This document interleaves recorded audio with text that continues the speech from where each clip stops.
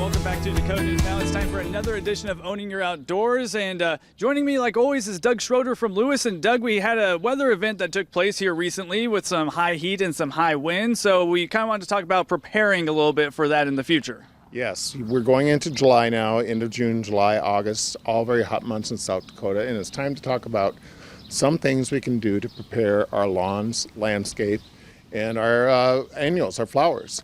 So what do you have on tap for us first? First of all, as temps go up, you want to raise the height of your mower. The longer you leave your yard, the more moisture it'll keep in. So as we get higher, I recommend about 2.5 inches is a good height for your mower at this time of the year. And also mow when it's cooler. Do not mow if the day's going to be high temps. Don't mow that day. Maybe wait a day or two when the temps dip down a little bit. Would you also recommend like mowing in the morning when it's a little cooler? I would. And if the temps are going to be 80, 85 or more, I would probably recommend not mowing that day. And of course, if you cut it too short, like you said, it's not going to hold in the moisture. It's going to scalp it and make it a dingy brown color. Right. It'll go dormant. Grasses will come back in the fall. We have cool weather grasses here, and they will come back in the fall, but they will go to a dormant stage. So you also wanted to talk about plants and how to take care of plants in case that happens again. Right.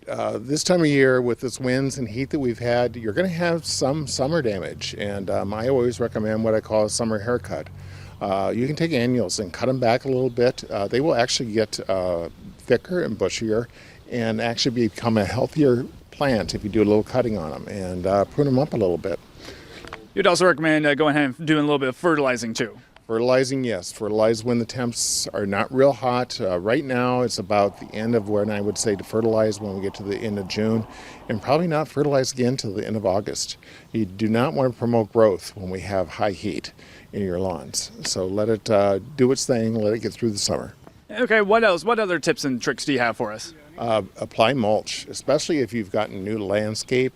Make sure that you apply mulch and watch and water them. Things can go south in a matter of a half day, so you need to check them quite often and just make sure that they're doing well.